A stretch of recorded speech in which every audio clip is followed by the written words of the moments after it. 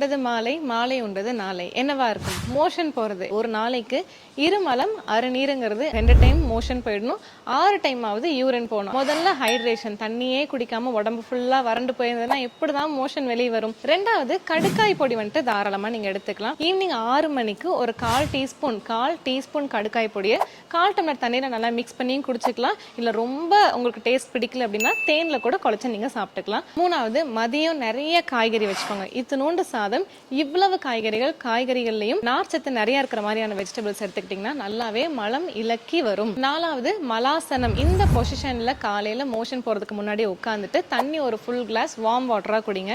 Night 10 மணிக்கு சாப்பிட்டு 11 மணிக்கு தூங்கினீங்கன்னா யாருக்கு தான் காலையில மோஷன் வரும்? டைஜஷனே நடக்காதுல்ல. அதனால கொஞ்சம் முன்னாடி ஒரு 8-7 மணிக்கெல்லாம் சாப்பிட்டீங்கன்னா நல்லா டைஜஷன் நடந்து ஈஸியா மோஷன் வரும். ஆனா ஒரு நாள் விட்டு ஒரு நாள் தான் மோஷன் போவேன், இந்த மாதிரி ப்ராப்ளம்ஸை தயவு செஞ்சு சிம்பிளா மட்டும் எடுத்துக்காதீங்க.